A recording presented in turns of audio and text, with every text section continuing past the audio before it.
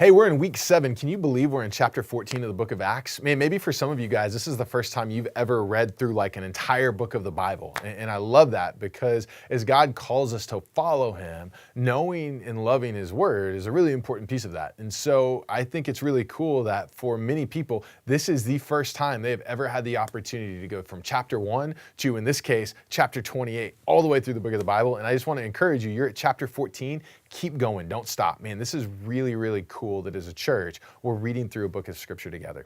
So this week, we want to talk about our response to the gospel, right? So here's what's difficult is that, and we've talked about this before, you don't really get to control how people respond to the gospel, right? God knows what they're going to do and can deal with that, but that's not really a realm that we have the ability to influence. And so people are going to love you or they're going to hate you, but there's really nothing you can do about it. So how do we respond to people responding to the gospel? Well, listen, you respond in unity, right? And so what does unity look like? Does unity mean that we never disagree? Does unity mean that we never call out sin? Does unity mean that we blindly follow people into whatever?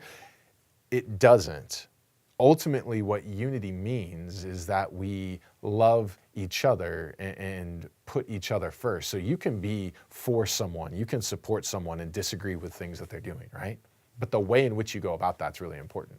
And so if someone is sinning, you don't go gossip about them or insult them or tear them down.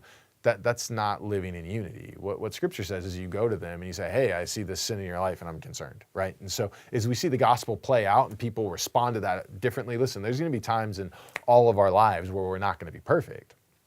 But what unity means is that we go and work through that together. They don't become the enemy, they become somebody you care about. And so this isn't something the church always does well. Unfortunately, you hear a lot of stories of churches that there's a lot of conflict and gossip and politics. And I think a lot of that comes from how we respond to conflict and how we respond to the gospel, hitting broken people and all of us trying to follow Jesus, imperfectly.